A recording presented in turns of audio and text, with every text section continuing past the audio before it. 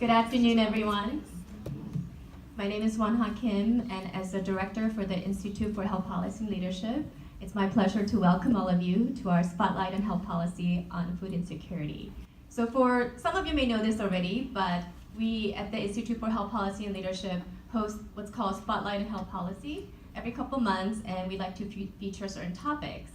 And the Institute actually has 3 priority areas. One is mental health, the other is oral health, and third is nutrition or hunger as a health issue. So today we wanted to focus on what hunger means, especially in light of health, and really getting awareness about what's happening in our own backyards regarding this important topic. So I'm glad that all of you could make it. And at this time, I'd like to pass over the mic to our Senior Health Policy Analyst at the Institute, Dr. Helen Zhang, who will then introduce our panelists. Thank you so much, Dr. Kim, and welcome everyone. Like Dr. Kim mentioned, the Institute for Health Policy and Leadership studies a wide range of issues that relate to healthcare and health policy.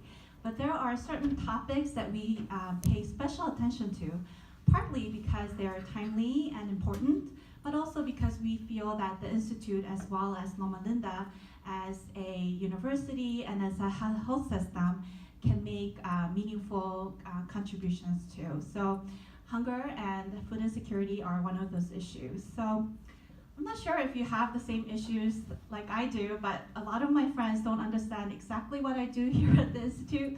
So when I tell them that the Institute is working on hunger, they'll say, oh, that's wonderful. Hunger in what country?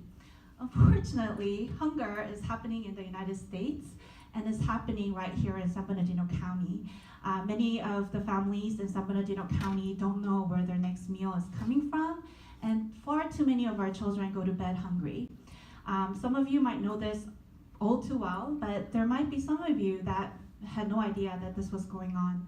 So, so our goal for the next hour is to kind of give you guys an overview, a 360 comprehensive overview of hunger in San Bernardino County.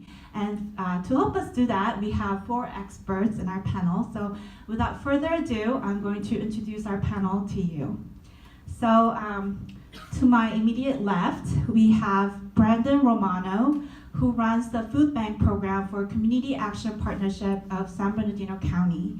He has extensive experience working for nonprofit organizations and worked many years for international hunger relief programs. And Mr. Romano represents private programs that address food insecurity. And then next, we have Dr. Mary Ellen Westerberg, who is the Executive Director of the Community Resource Center at Stacks Clinic and a professor at Loma Linda. Dr. Westerberg is in a unique position to work with both clinic patients as well as community members, and will give us the healthcare provider's perspective on hunger. And then next, we have Dr. Yen Ang, who oversees nutrition programs at the San Bernardino Public Health Department. Dr. Ang is a Loma Linda graduate and has been teaching at Loma Linda School of Public Health since 2009. Dr. Ang will speak about public programs that address food insecurity.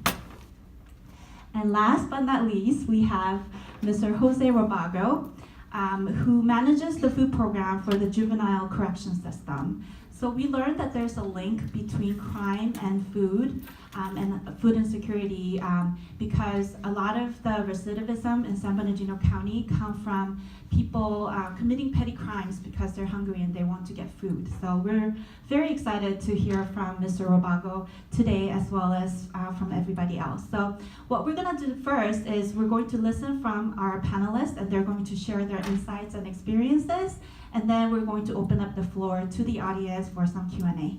Thank you. Hi everyone, my name is Brandon Romano. I represent the Community Action Partnership Food Bank here in San Bernardino. We're actually right down the street.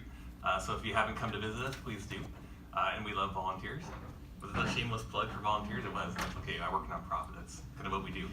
So I wanted to share with you just a very brief background on my history and the work that we're doing with Community Action Partnership. And I do want to just quickly highlight that we've had 2 teams recently in the past few years from Loma Linda, student teams, that have done some health-related projects with us, focusing on health and nutrition, specifically with our soup kitchen program. And I'll talk a little bit more about that as well. But just a very brief background on me, I have worked with international hunger organizations for 5 years. Hunger internationally obviously is very different than what we experience here. However, and I will share with you something very personal. I was working at international hunger. You become very pessimistic about local hunger, or what the idea or stereotypes of what local hunger really is. And I certainly experienced that, and the more I worked at international hunger, the more that stereotype became ingrained in me, which sounds odd as I moved to become the food bank program manager here in San Bernardino. Hunger is an issue I'm very passionate about. I believe personally, no matter who you are, no matter your situation, if you're living in a tent and have no motivation, or if you're a family struggling to really try to get food on the table, either circumstance, you deserve to have something proper to eat, something culturally acceptable, and enough nutrition and proper nutrition for you and your family, regardless of your situation. But coming to local hunger is very different. However, I will say that unfortunately, hunger here is not that dissimilar from the international side. Maybe in extreme cases, yes. But hunger in America and hunger in San Bernardino County is not that dissimilar from what you may see across the world. You're not necessarily the stereotypical pictures of schools in Rwanda and schools in Ethiopia, of which we've provided meals through nonprofits I've worked with. But hunger here is the same mentality that you go through. You're trying to support your family, you're trying to get enough to eat, and that in the end starts to consume your entire life. You're just trying to subside almost every single day. If you're relying on if you're relying on a food line for food, or if you're relying on your SNAP benefits to get your nutrition for the month or year or week, there's a lot of other issues that are going on that are preventing you from moving forward. If you're getting stuck in that cycle of poverty and you're just trying to subside every single day to get by, it's really hard to break out of that cycle of poverty. So unfortunately, the mentality does become very similar to what you may see internationally. In the end, people are trying to take care of themselves and get enough food to eat. The food bank is, in the end, the bottom safety net. If you're relying on standing in the line for food in America, you obviously have a lot of other things that need to be taken care of as well. But this, at the very bottom, is a safety net that is important to me personally. If you need food, there needs to be options for you to get that food. So I want to share with you a brief overview of Community Action Partnership. We are greater than just the food bank. The food bank is one of 3 main programs. I won't go into each of those specifically. But the food bank takes care of those emergency needs with food. Our other 2 programs are designed to focus on the household as a whole, to help them become more economically sustainable and to give them opportunities to move forward. Food bank is one issue that is all, of course, interrelated with poverty and has to be addressed as well. You can't move forward with any of those issues without addressing the whole of the issue. And I think as we've all found together on our panel here, we're all interrelated as well in our services and programs. So I won't go into the other 2 programs in detail. The food bank itself operates 5 programs now. We've actually added a new one this month, so I have to remind myself to say 5 and not 4. Historically, our largest program, which many of you may be familiar with, and if you're not, you will be today, is generally just called the USDA program. So our food bank is a food bank in almost every county. Certain food banks may cover 2 counties, or depending upon the county, like LA, which is very large, they actually have 2 food banks on this program that's contracted through the state, and we provide commodities that are allocated to us, food commodities that are allocated to us all throughout the county. We do serve essentially every community within our massive county. And there's your trivia question. Who knows how large this county is? It's big. I'm not sure what all those were, but yes, you're all probably right. It's very large. I'm sorry? It's the largest by land mass in the continent. It is. It is the largest geographical county in the United States. We're just over 20,000 square miles, which you can actually fit, I believe, 7 states in this county. It might be 9, I might be mistaken. It's between 7 to 9, so that'll just be my fuzzy math for today. But it's very large, which also presents some challenges. So this program does serve the entire county. It's an allocation based on poverty stats for our county and as well as population. So unfortunately, without going into too many specifics, that means that San Bernardino receives a much higher allocation than many other counties in California. That historically has been our largest program. That is not the case anymore. We have an additional program which is termed salvage. Salvage has connotations to it. To us, salvage just means it's a donated food product. So if you do a food drive, it could be a corporate donation, we term all of that product that comes to our door as a salvage item. So we just call it the salvage program. It's donated items that are distributed all throughout the county again. That program has a lot more flexibility. The USDA program is a monthly supplement, whereas salvage can be at the discretion of our nonprofit partners throughout the county. Our third program is what everyone's familiar with. That's our soup kitchen program. They're obviously preparing a hot meal as opposed to distributing more of a grocery type of item. In that program, as I mentioned earlier, the team from Loma Linda has been instrumental in helping us increase the health outcomes of the meals and hence the clients go into those locations. I am certainly not a nutritionist. I can make mac and cheese like the best of them, and I would be serving that every day if it was up to me, because that's what I know how to make. So we had a team of nutritionists here working on their finalizing their master's degree that did an analysis on those meals and have helped give us and me as well a guide to moving forward and increasing the nutritional benefits of those meals. Our fourth program is, again, relatively new. I have some information on two other programs on the table if you're interested. That is a senior-focused program. Poverty is very different amongst every different demographic and population that you can find. Seniors in particular are one of the last groups to ask for help. So we identified a need, and I'll share with you some incredible stories and unfortunate stories, but just incredible what people do to subside. So we found a need and have been able to find a way to meet that need. So essentially that program creates a market-style distribution. It's focused on healthy items, mostly produce. We also have a donor of eggs, so that they get a protein item, they get fresh organic eggs as well. It's actually more expensive than what I even buy, so we're glad to be able to provide something of quality to those seniors. And they get a supplement at least every month. Some of them actually get served every week, depending upon our partner. And like I said, that's a relatively new program. About 500 seniors are served every month. And if you know a location that would love to get on the program, we are looking to grow that program dramatically.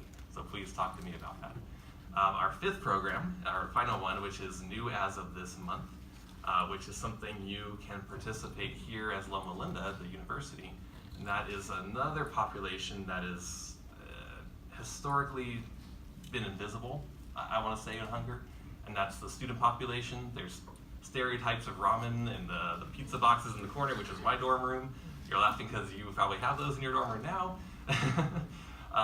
But student hunger really is becoming a more pertinent issue. It's becoming more visible in our community. Even the school I went to a private university, not Loma Linda, but there's connotations to going to probably a more expensive school that you may have more means. The school I went to now has a pantry, and I can tell you the tuition now is $50,000 a year. It's not a school you would assume would have a need for a food pantry for the students. So that's a new program. We have 4 schools on that program now. It's called a campus covered program.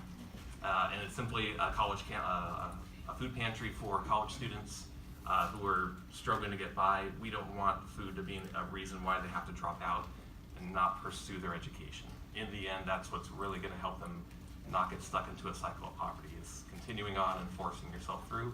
And that was my encouragement to you. Continue on. Right? That was a bad joke, I know. So I don't like to get stuck too much into statistics, but I will share with you just a few numbers. Through all of those programs last year, we moved about 13.5 million pounds of food. About 25% of that represents fresh produce, of which we've dramatically increased the volume of recently. And as all of you know, fresh produce is a huge boon for this type of program. We work with 240 nonprofits all throughout the county. They in turn serve their local communities with a food distribution on any one of those programs. They report back to us and we'll increase their allocation of food as needed, depending upon the need of the area. And then last year, and I know my time is short, forgive me, last year, unfortunately statistics are difficult for a food bank to track. The requirement is you show up and you sign your name on a hard piece of paper, it's not digital. So we get 35,000 signatures on paper every month. Roughly, we serve about 50,000 unduplicated families a year. There's not a good way to ensure that's what the unduplicated number truly is. If you multiply that out for 12 months, we serve roughly 500,000 families a year through our program. And again, relying on the most basic, the most bottom safety net that we do have. So with that, I'll turn it over to my colleague. Thank you. Great. My name's Mary Ellen Westerberg, and as Helen mentioned, I'm working at predominantly the SAC Health System Clinic, which is newly opened in about the last year and a half in San Bernardino. But prior to that, we had spent about 18 years, and we still have a contingent on Old Norton Air Force Base, which is partnered up with the Helping Hands Food Pantry that Brandon was mentioning. I found a bunch of statistics that I wanted to share that are pretty sobering, pretty depressing. But I first wanted to let you know that our efforts to provide food to the families that we engage in or engage with started about 20 years ago at our Old Norton Air Force Base clinic. And it was actually driven by employees who were vitaling patients, who were vitaling children, who were seeing them in dental operatories, and who were chronically coming into contact with people who were hungry, children who were crying, who had all kinds of issues that were going on. And a lot of times in the very beginning, employees would run to their lunch and go to the break room, get their lunch, and share their lunch with the family that presented with need. And so that became a bit more formalized into actually trying to establish a food pantry. But as Brandon said, and as Brandon's organization and others have done, that's going to rely very largely on donations. So we're a medical facility. We're not a food distribution center, but we have found that our families and our patients, and in some cases other members of the community, come into our presence, and there's a need that presents itself, and we want to try and address that need. So I wanted to share with you some of the data that I had gotten here. Newborns who are in poverty, or who live in poverty, or who are born into poverty, are 2 times more likely to be underweight, often leading to lifelong development and chronic conditions. Children who are living in low-income situations are more likely to experience obesity, poor growth, low birth weight, short stature, poor academic outcomes, and behavioral and emotional problems. And we see that. There's adverse childhood experiences that are all kind of dovetailed into this. Children who are hungry are 4 times more likely to need professional counseling, and teenagers who are hungry are 5 times more likely to commit suicide. So I don't know about you, but that scares me, and that just addresses, I think, some of the issues that our most vulnerable population have to contend with. And children who are in food insecure homes are not responsible for that, and there are a lot of circumstances that drive that. So when we look at the way we are operating in our particular clinic, we have something called the Community Resource Center, and it's staffed by bachelor's level and master's level social workers. And what we have opted to do in about the last 2 or 3 years is to engage social determinants of health, right? We have about a 7-question survey that we ask everybody that comes in contact with us. And just by the name itself, Community Resource Center, we're hoping that it speaks enough volume that if somebody is in need of resources, that is a place that they could certainly come into. So we're not just serving our patient base, but because of where we are in our location to the downtown San Bernardino bus station and so many of these other things, we have homeless people, we have people who don't get their medical care from us, who wander in and who seek service from our Community Resource Center. More often than not, people are responding positive to the fact that they don't know where their next meal is coming from. They did not have dinner last night. There is not enough food that they have access to that could support themselves or anybody else.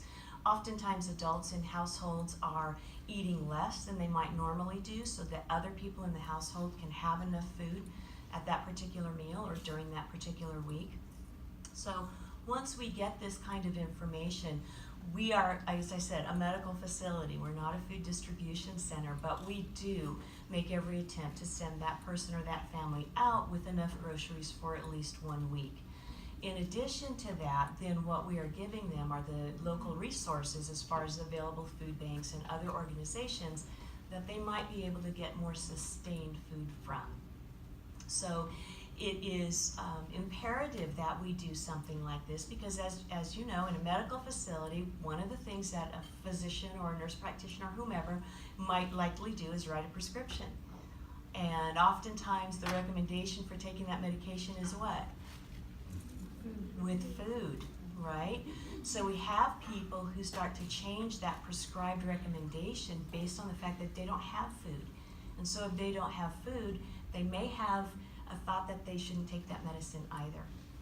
And in some cases that's probably smart, right? Especially if it's insulin or certain other kinds of things.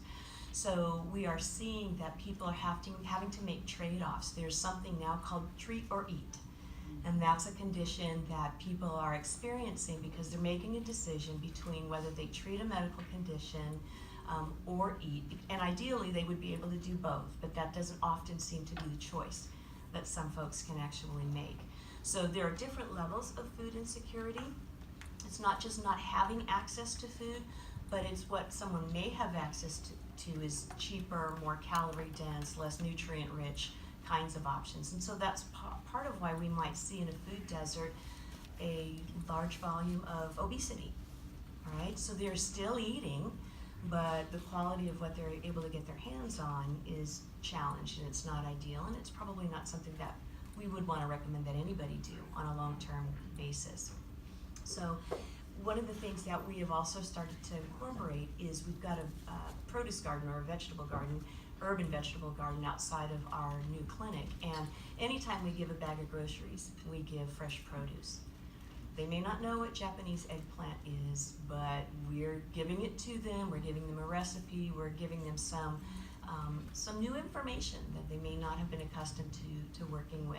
So we're trying to integrate not just the modestly perishable kinds of things, but also trying to incorporate fresh vegetables. It's a small garden. It's certainly not designed to serve the 40,000 patients that we may come in contact with on an annual basis, but it is a step in that direction. And so we are also incorporating food, the surveys as far as whether people have enough to eat when they go through our diabetes class. We can talk all day long about carbohydrate counting. However, if you don't have anything to count, it's going to make the management of that particular condition pretty difficult. And even if you do have things to count, they may not be counting the way that we would opt to have them count. So we are looking at poverty, we are dealing with it on a daily basis, and the lack of food is heartbreaking. I was sharing with Brandon earlier, one of the other things that we look at, it's not just the food desperation that we experience. We have families of 5 who share one toothbrush. Can you imagine? And once the toothpaste is gone, they're brushing their teeth with water. I don't know if there's any dental people in here, but that's not ideal, right? So there are a lot of things that living in poverty and having food insecurity, it's not just food that's an insecure item, it's multiple other things as well for that family or for that person. We've also had homeless people. Why do you give a homeless person a can of food that they can't open, right? So then that begs the question, then we've got to have can openers, then we've got to have other things that would make accessing that bag of food reasonable for that person. And a homeless person, they're in a whole nother area of vulnerability, right? Because they're likely to have that stash eyed by somebody else or taken by somebody else, right? So we are a medical facility, but we have to look at the whole person. And what we're recommending for that person goes beyond medication. And so people who cannot get and cannot maintain healthy food are going to have a difficult time, managing existing conditions. They may be more apt to have other things happen to them later in life. So I think that was probably it in terms of the things I wanted to mention. Oh, I do also want to just say that not only do family members share a toothbrush, but families also share medication, right? You take it in the morning and I'll take it in the evening. They share blood glucose meters. They share lots of other things that in a perfect world shouldn't be shared. And so people are becoming very creative about how to extend what they have and how to share it with the people in their household. So I think I'm going to turn it over to you. Hello, my name is Yan, and I work at the Public Health Department at San Bernardino County. I'm actually fairly new to the job. I had only been there for a year or so.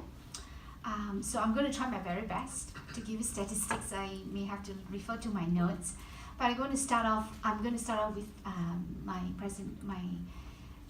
presentation by telling you a story, which is a real story. Some of you may be aware that the Department of Public Health actually runs 4 public health clinics, and we call it public health centers, in the whole county. There are only 4. One in Adelanto, Hesperia, Ontario, and one is down the street at Mill Street in San Bernardino. The public health centers basically cater to people who are underinsured or basically no insurance. So we are serving the kind of people that we talk about.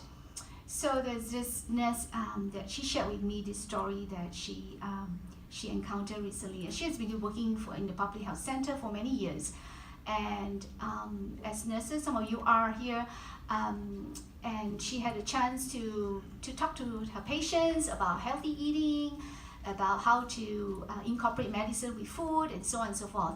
And so there's one particular patient that she has always that she has been following up on for a while, and each and every time she come to see her, she would say, hey, you know, did you do this? Did you do this? Did you prepare your breakfast this way? Do you eat your lunch this way?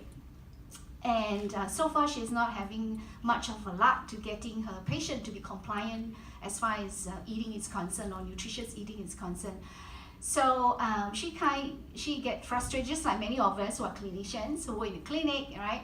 You get frustrated. You thought, oh, these patients, probably are not disciplined or not interested in making changes to her life.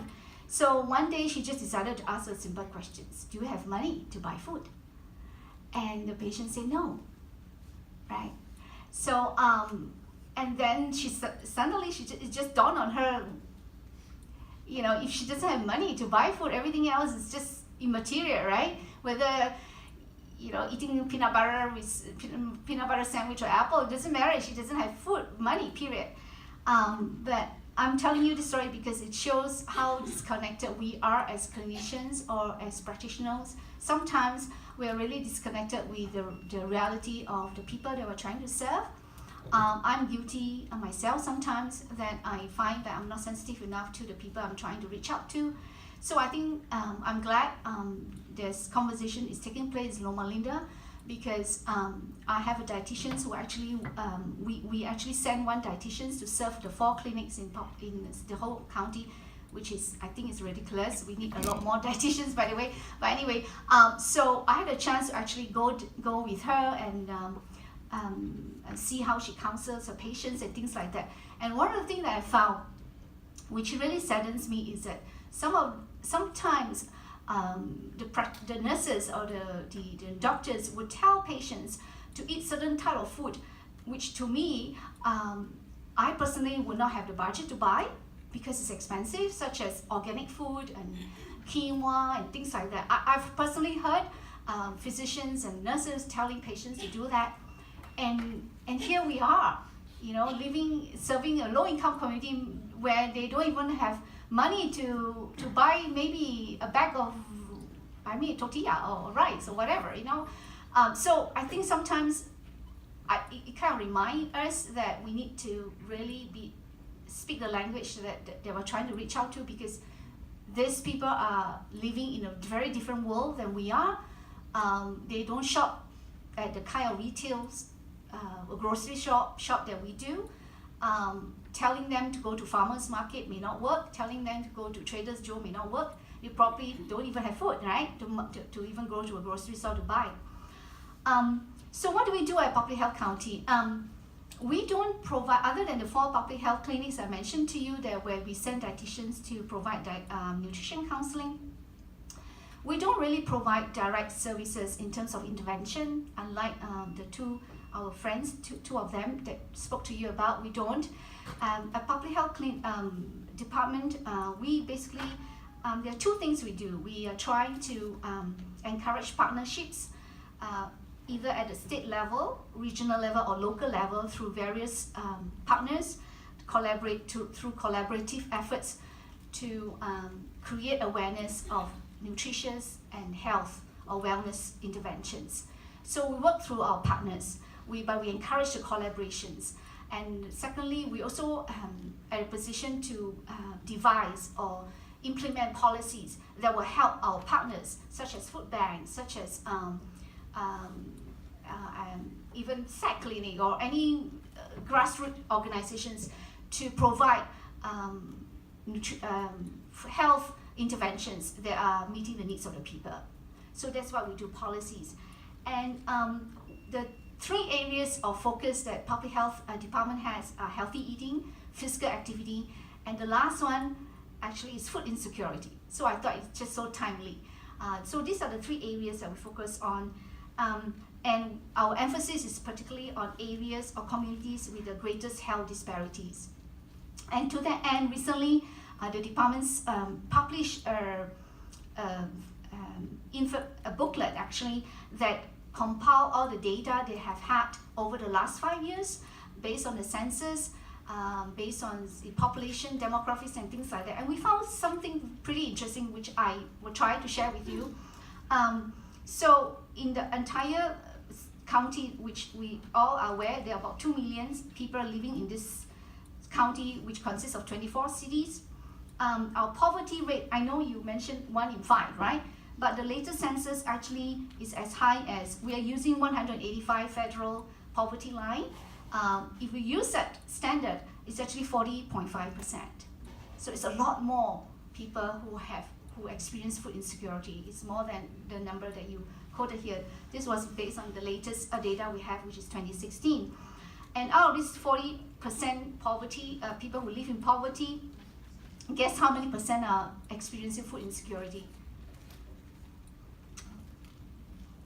Well, yes. Well, it's about 12%. Okay. Now, how do we define food insecurity? 2 things. One is a psychological anxiety and worry, and that is you are worried whether you have enough food to last you for the next day. So it's a psychological worry and anxiety. And the second one is you actually don't have food at all. So this is how we measure food insecurity. So a person could be sitting in a house and then say, worry about whether the 4 children will have breakfast to eat. That is food insecurity. Whether or not the person has money or not. So the second one is you literally have no money at all. So based on the definition, there are about 12% in this county that actually don't have food insecurity. So at the county, what we do is we encourage various organizations, whether it's food bank, food pantry, to go to areas which we deem, we call it low access and high poverty area. How do we define this? Meaning we look at the population in the region and we look at the nearest grocery stores. If the nearest grocery store is at least a mile away in a city or 10 miles away in a rural area, we consider that low access to healthy food. And we also look at the population that live in the area, how many of them live below the 185 federal poverty line. So what we do is when we look at the census based on those 2 criteria, we call them low access and high poverty area. And what we see is a very interesting pattern. And you would think people who are experiencing poverty and food insecurity are people who don't have food to eat, right? But what we see is that people who experience food insecurity or poverty has also high incidence of obesity, right? And you wonder how these 2 go together, right? Because if you don't have enough food, how is it possible that you are overweight and you're obese?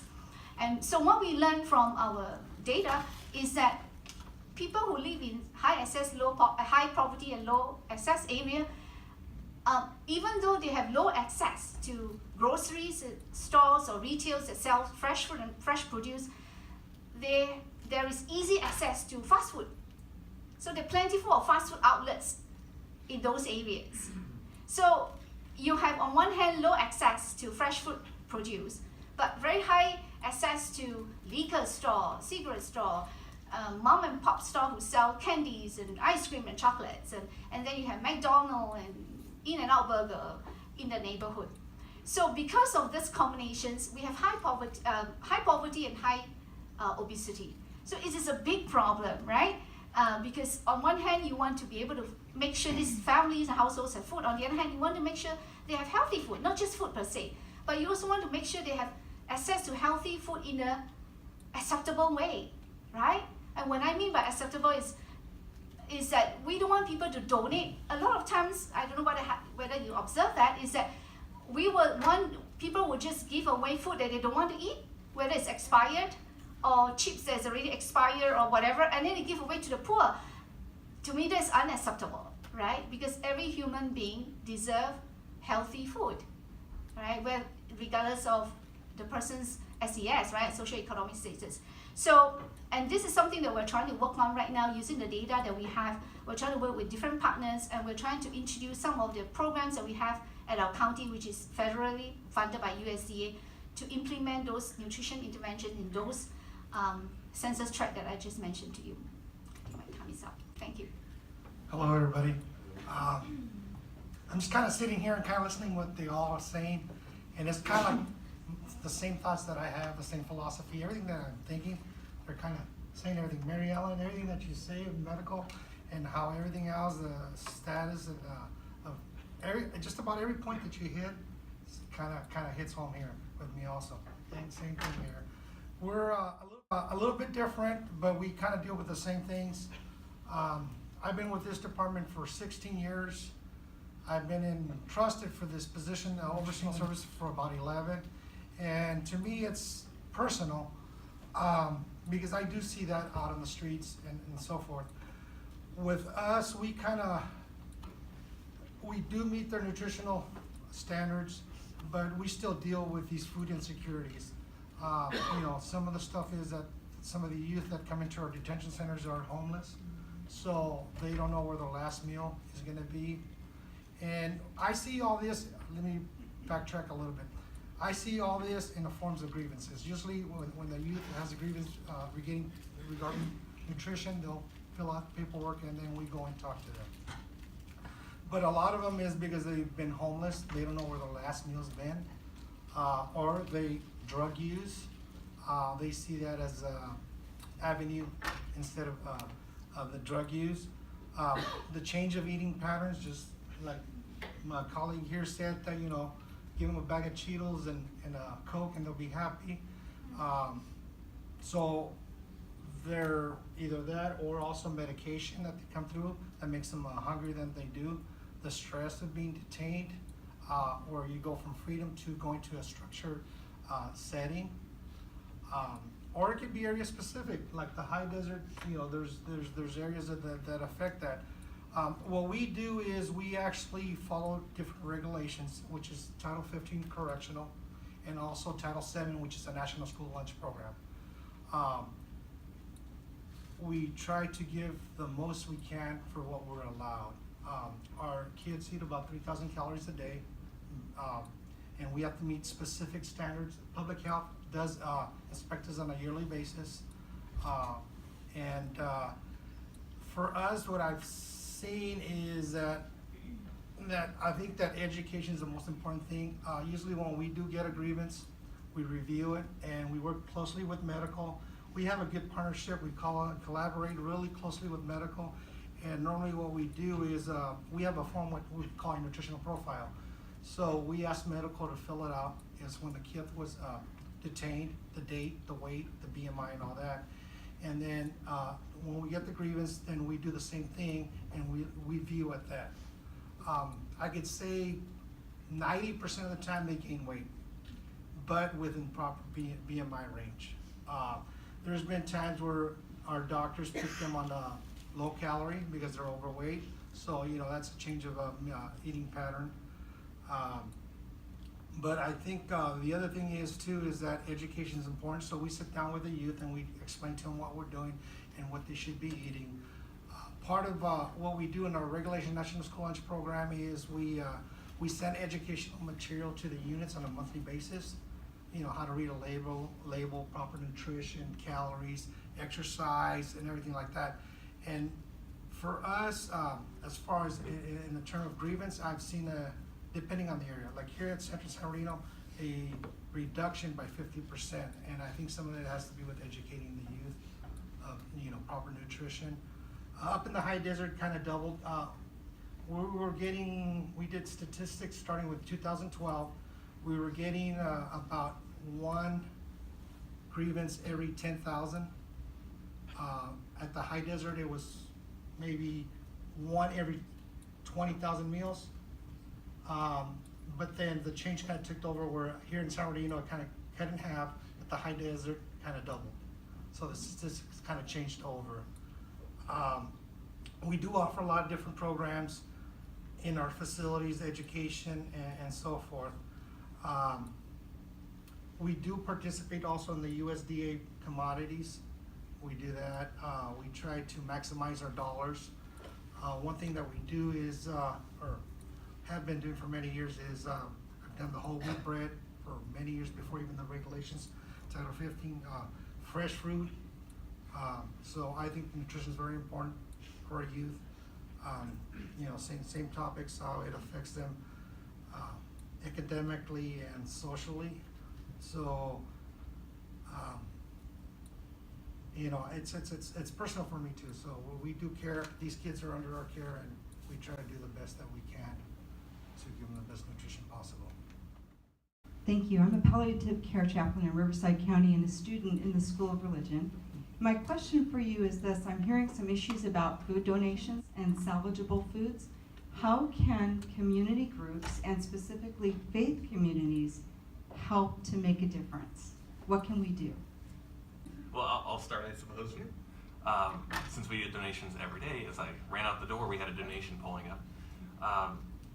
That's a very good question. A church or an organization that wants to participate, we do have guidelines, obviously. We can't accept everything. I will horrify you with one donation we got, by the way. In general, non-perishable goods items are good. Produce items are tough. We do have regulations on what we can accept. You can't bring me meat. It has to be strongly regulated. Even that, particularly, we have to have documentation on what's received. And I need to back up on that. Tuna would be fine. If it's canned items, those are fine. If it's a fresh item, we wouldn't be able to take it. If you gave it to us, it's probably gonna end up in the trash because we cannot give that away. So in general, non-perishable goods, so you mentioned the homeless, Pop-Tops are great. Individual packet Pop-Top items. That way if they don't have a can opener, they can actually have the items. You wouldn't be surprised how homeless folks will eat food. If it's canned beans, they will pop it open and start eating it without heating it up. They don't care. They need food. So there's no one way to get involved, but even if you have items that are close to date, a food bank can accept them. I will horrify you with my one donation, by the way. We did receive, I don't know if this was good intentions or not, I usually say it is. We did receive through a food drive some ketchup. It was expired in 2009. It did not look good. I will tell you that. So using your best judgment is always good. For a community group, individually packaged items are really, really great. Even oatmeal packets, one box, you have 12 packets. Our senior program loves that kind of item. And for them, it's easy and convenient, and it's healthy, or healthy-ish. I'm not a nutritionist. So I can tell you, like for the SAC clinic, we often invite people to participate in food drives, particularly at Thanksgiving and Christmas and various other holidays. And we generally have an enormous expression of generosity that comes our way.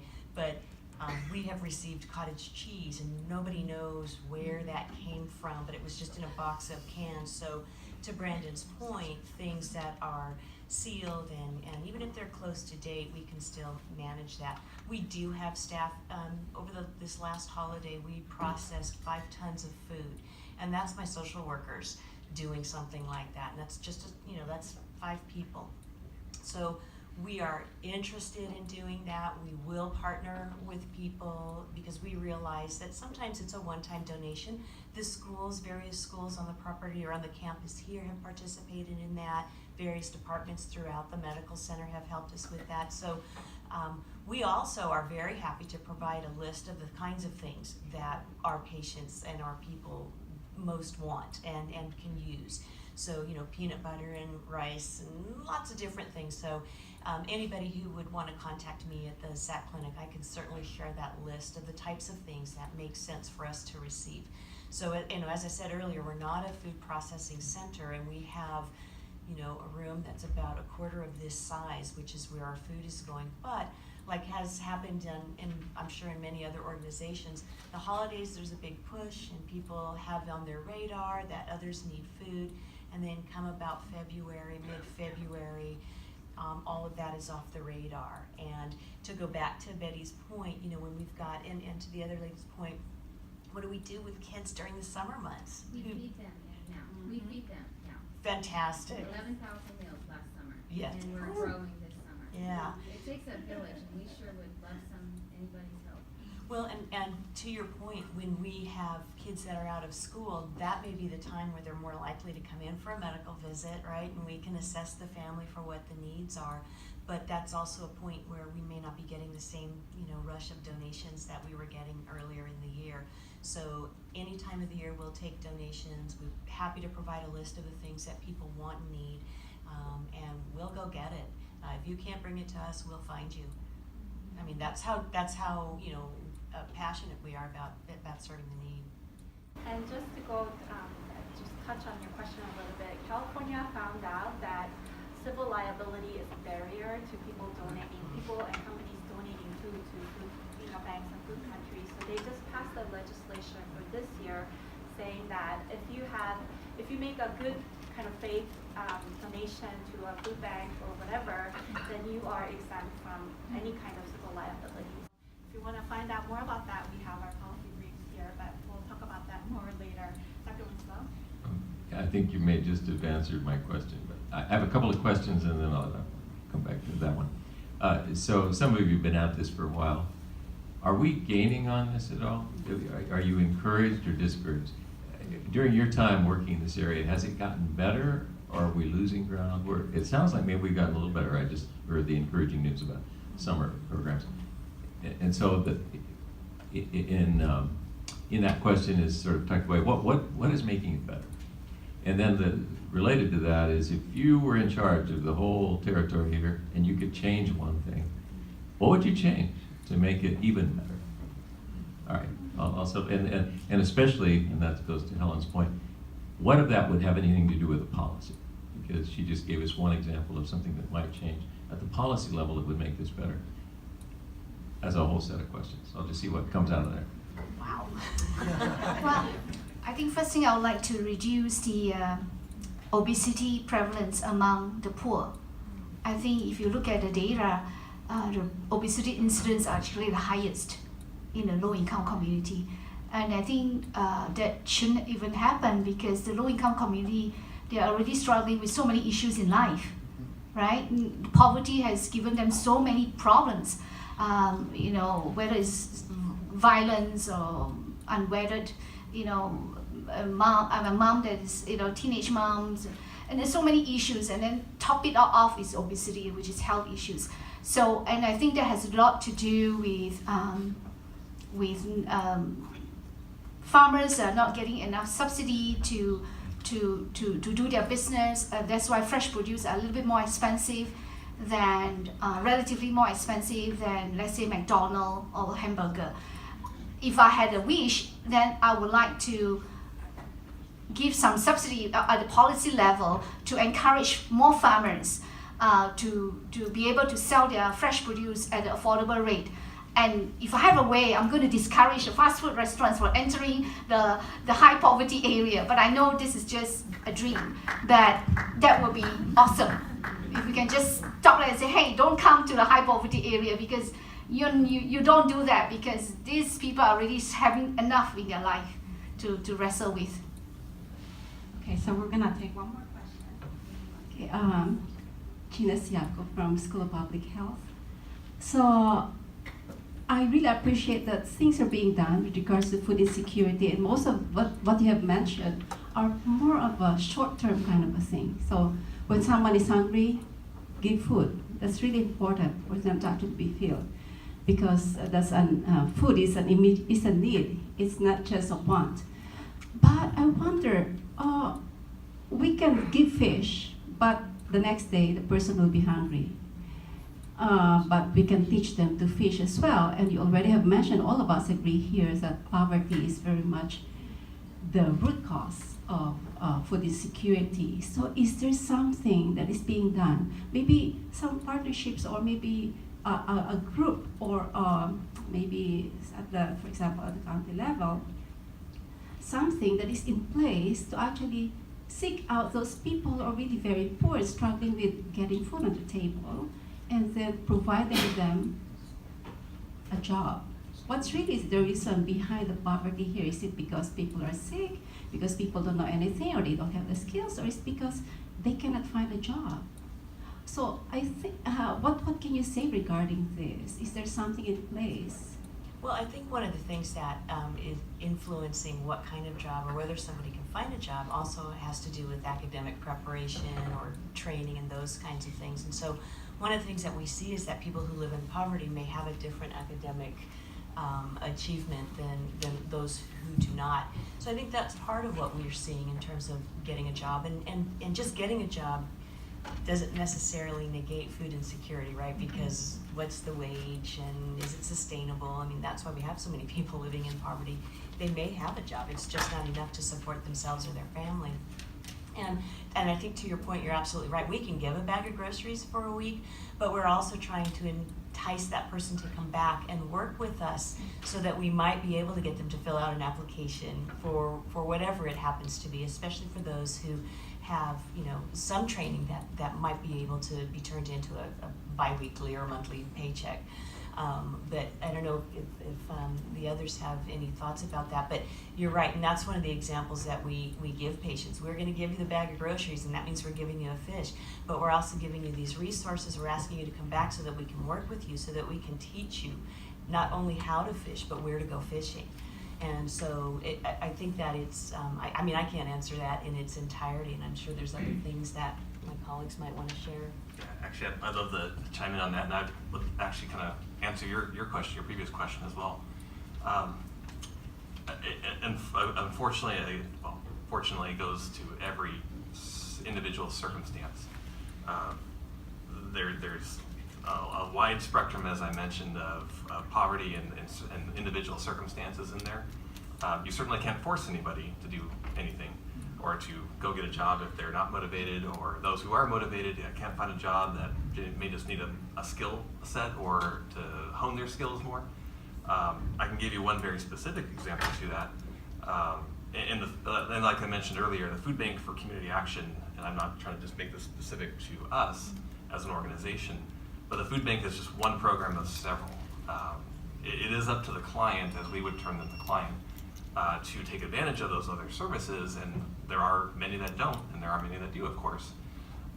We identify that problem, that in the end, the economy is what fluctuates gains on, and go back to your question, fluctuates the gains on making progress to meeting the food insecurity needs and not. It really boils down to if someone be able to have an income and sustain themselves, or have a gainful employment to advance and get to a more sustainable place in their life. I didn't share this, but I did pull the poverty stats, just one quick example. This is federal poverty stats, by the way. This is not the 185%, which is probably more realistic for California and our cost of living. The federal level for a family, a person of one, your income is $12,000 or less. How much is rent? $12,000 a year, probably, if not more. That's not sustainable. That's not going to get you. You're going to be relying on that subsistence constantly if you're at that federal poverty level. Just for example, for community action, we have identified employment as one of the biggest asks from the community. We do a community assessment every 2 years. Food is always generally number one, and then employment is always in the top 5, always, every time. So this past year we did something unique, and it's actually worked out really well. We brought in 2 other nonprofits into our building that had services that we were lacking in, and mostly youth services. And we have some gains in employment, but those 2 particular programs, they have 2 very specific job training programs. As soon as they posted I'm sorry, let me back up on that. The 2 job training programs currently, and they're increasing this soon, are warehouse training, so they get certified, they get forklift certification as well. Community action pays for items they might need, like a uniform or boots or special shoes or whatever it may be, to make sure that they don't have a barrier to that job once they're trained. And they also get a security guard card training. As soon as they posted those classes publicly, they filled up instantly. There was a waiting list of 100 people for the security training costs. I'm sure there could have been more if they had publicized it even more, but it filled up so fast they didn't really need to. Obviously, those are ongoing classes. Those are going to be trainings they're doing. But in the end, that's what they need is gainful employment. And that opportunity is going to ideally get them out of that situation of having to rely on subsistence. That's a very long answer, I know. But I was trying to get all those together. But in my opinion, from what I've seen, yes, there's certainly gains on the hunger side, but that will fluctuate with the economy. I forget what the poverty rates were in the recession, but I want to say it was 34% at the federal level in San Bernardino County. It's about 17 to 19% now. So if we have another recession, of course, the need is going to increase. Unfortunately, I think there's always going to be a need for our kind of services through our organizations. Hopefully not probation. We're working on that. But when there is that need, or when there's a flux in the situation, then those services are just become more utilized. Ideally, that the utilization is going to decrease over time. That was a very long answer. I'm sorry, but hopefully that was cohesive. So unfortunately, also there's not one answer to that question. Well, one thing we can be sure is that there still is a lot of work to be done, and there has been some work done, but there's an opportunity out there for all of you if you want to get involved in this space. So please join me in thanking our panelists for sharing their time. Also, some of our panelists have brought some materials from their organizations. It's on this table if you're interested in taking any. And our institute puts out issue briefs and policy briefs. So we had an issue brief on addressing hunger in San Bernardino County that a family med Prev Med resident, Marcus Heitzler, who's here, helped to put together when he rotated with us at the institute. And we have a policy brief called the new 2018 California Food Legislation, kind of reviewing, as Dr. Jung said, some of the legislation related to food that was passed and going into effect this year. So that's also on the table. And if we run out of paper copies, we have electronic copies available on our website, which is ihpl.llu.edu. So, one of the hats that I wear when I'm not directing the institute is as a pediatric attending and as a pediatrician. And I dream of a day when every single child born in this city, this county, our country, and our world will live to its full potential without having to worry about where its food is going to come from, and have access to the healthy nutrition so that it can reach that potential. So I hope that's my dream, and I hope that all of you will share in that dream and do something to make that dream come true. Thank you for coming.